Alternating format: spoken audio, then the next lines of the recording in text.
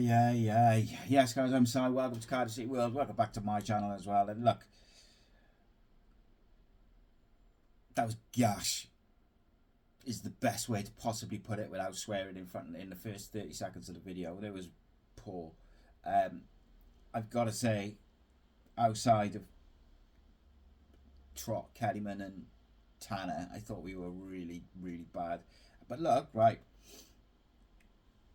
I will say this before I get into the nuts and bolts of it. Every time we've had a setback this season, whether it's a result or a performance or a half or whatever, the reaction has been fantastic and we've built another unbeaten run. We have to do that again because we've got a massive game against Lincoln in 2 weeks. We have to go to Doncaster and get a win now next week. Hopefully Mansfield can do us a favour tonight just to ease a bit of the pressure. But our Lincoln game's massive, and ultimately, if we defend like we did today, we are in big trouble for the next few weeks because that was absolutely awful. Defensively, we were all over the place. Everybody knows, like, obviously I haven't rewatched the game, I've only watched it once, but everyone knows I'm a massive fan of the manager. I think he's done a tremendous job, and it's very rare he gets it wrong. I thought he got it wrong today we're not playing Wintle. And it's easy to say afterwards with Fish because I think like Osho and Chambers have been so good in this unbeaten run, especially away from home.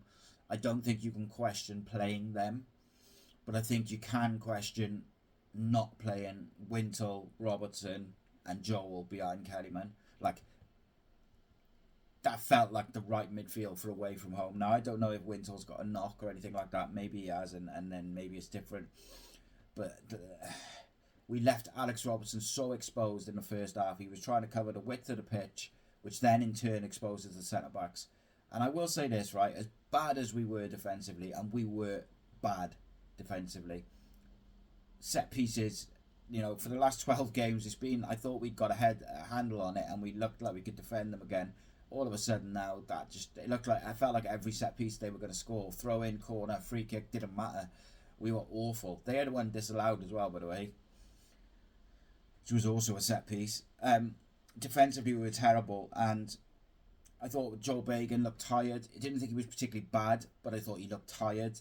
And then Scanlon comes on, and he looks quite sharp, and you're like, Ruben looks sharp for about 20 minutes, but he's clearly not up to match speed yet. He did fade a bit, but whether that would have still happened if we were still in the game is another question. I thought Amari Kellyman scored two wonderful finishes. Probably should have had a hat-trick, although the one that gets saved by the keeper from the rebound, it kind of just hit him. He didn't really have time to do anything with it. And look, it's small margins. I know that sounds ridiculous in a game you've just lost 5-2, but in the first minute, you know, Tanner rolls that in the far corner, and it's a different game because their home form is so poor.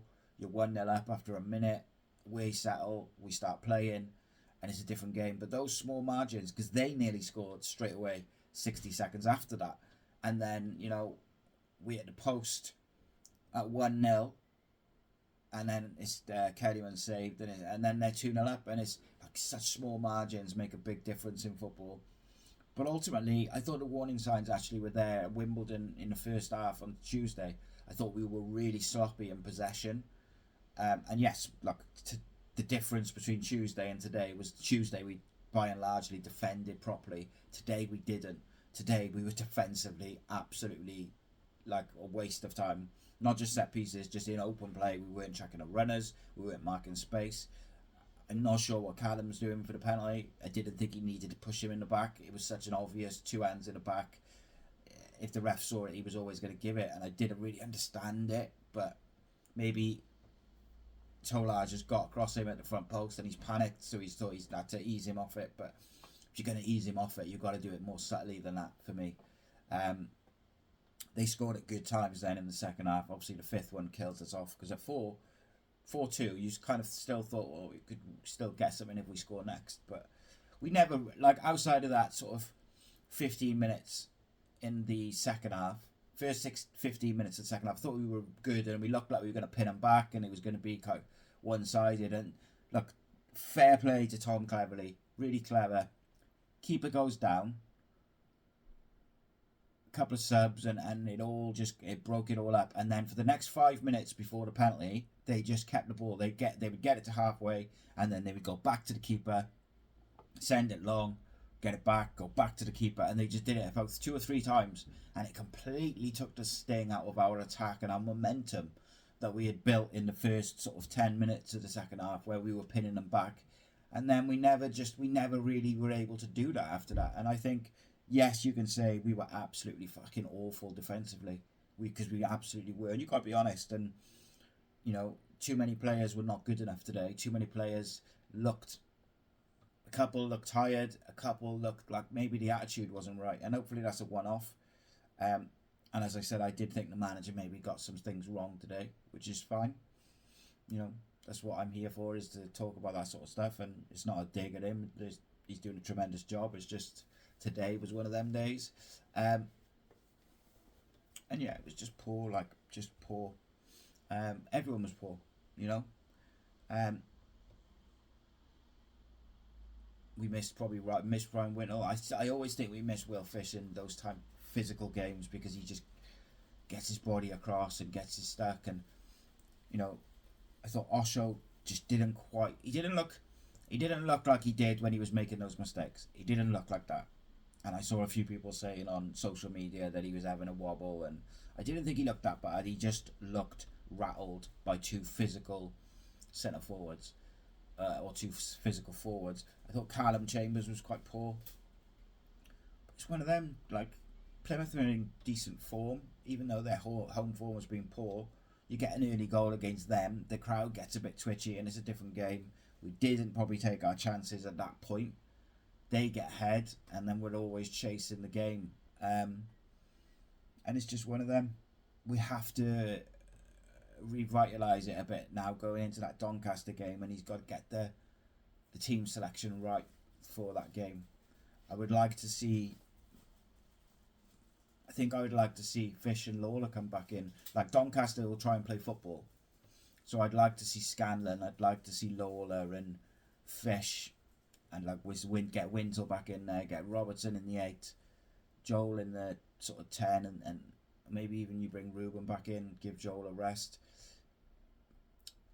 It wasn't good enough. I think there's no hiding from that. We're still top of the league. We'll still be top of the league tonight, and I think it's okay to say that. We've got a nice gap between third, and hopefully some teams can do us a favour so that the teams in second and third don't make up any points on us. But you're clutching at straws with that at the end of the day.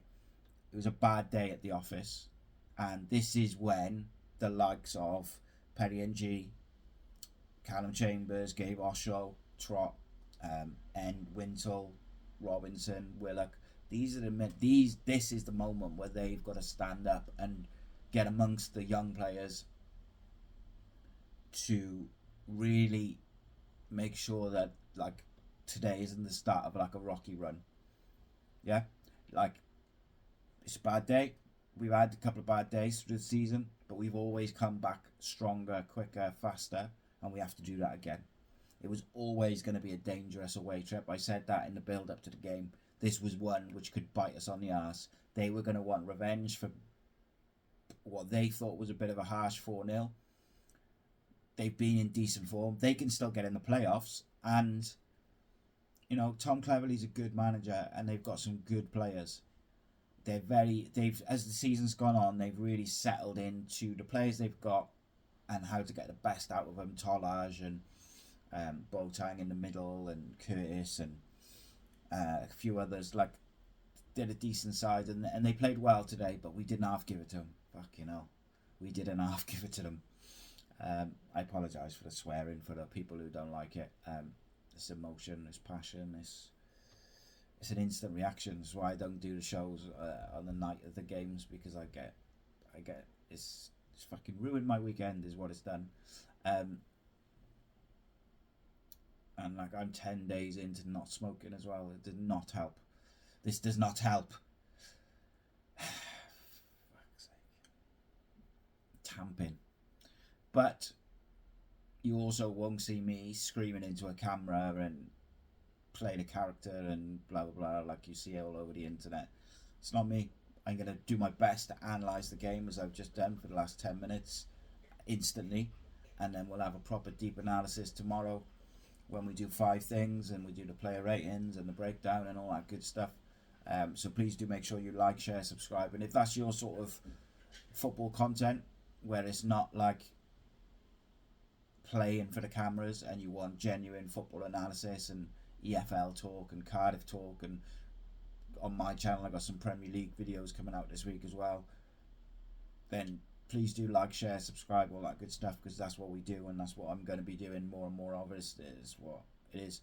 But yeah, shit, this is probably the best word to describe it. I'll be back tomorrow. The boys are on at 8 o'clock tonight on Cardiff City World with a proper breakdown. Matt's obviously been up to Plymouth, so he's going to come and he'll tell us about their trip. Rob will be there as well, I think. I'll be back tomorrow. Thank you so much. Take it easy. Keep the faith. Keep the faith. It's just a bad day at the office. I'll speak to you in the next one. Nice one. This channel is powered by an incredible membership community on Cardiff City World and patreon.com/AcePodcastNation. Becoming a member unlocks exclusive rewards from early access to live event tickets, bonus content, and even the occasional inside transfer scoop when we get it. But more importantly, it allows us to bring you top quality Cardiff City content 7 days a week. Across those 7 days, we're talking match previews, exclusive interviews, instant match reactions, the breakdown podcast, tactical deep dives, the spotlight series, Bluebirds Rewind, Academy Focus, and just so much more. Led by myself, backed by an army of passionate Cardiff City fans, this is content created by fans for fans, balanced, professional, and 100% all about the club we all love. If you enjoy what we do, then join the community today and support what we are doing as we help to keep Cardiff City World flying high.